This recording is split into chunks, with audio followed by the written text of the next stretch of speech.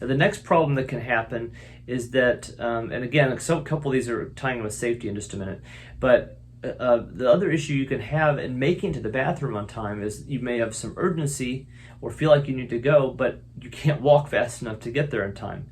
So remember what I just said a minute ago, I've only got 30 seconds. Well, it took you 2.5 minutes to walk there. Maybe. I'm just exaggerating, but you know what I mean? I mean, you're going to be slower at times with walking. You may have difficulty in walking, and unfortunately that may result in you not making it on time. This could also include issues of getting out of bed on time as well. It may not just be walking, it might be initiating a transfer to get up and walk to the bathroom. Any of those parts could break down and result in the issue of not making it on time. In medical terms, we refer to that as functional incontinence, where it's not an incontinence of necessarily 100% control issues, but that you knew you needed to go, but you just couldn't get there in time. A problem that comes along with Parkinson's in particular is called Nocturia, or nighttime urination problems. Now, bladder overactivity that we discussed earlier could contribute to this, but the other issue is that wearing off of Parkinson's medications, if you're on carbidopa, levodopa, wearing off of levodopa can result in more of these problems happening, especially at night. And when do most people not take their medications? Typically, you don't take Parkinson's meds overnight. Now, there are exceptions to that, obviously. But many people that stop their levodopa, or they only take it at bedtime, for example, and not during the night, they may have some other medication that helps bridge the gap, something like amantadine or long-acting amantadine like Gocovri. But in the absence of any of those extra medications, a lot of times this nocturnal urination can happen. So people can be getting up every hour on the hour to go to the bathroom because they feel like they need to go, even if they don't need to go that much. So it creates that urgency, overactive bladder symptoms, all that kind of thing. So basically that can be exacerbated or worse overnight.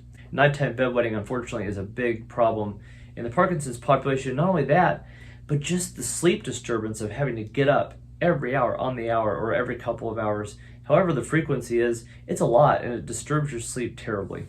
So that's a problem we're going to get into in a little bit. But constipation also makes urinary incontinence issues worse.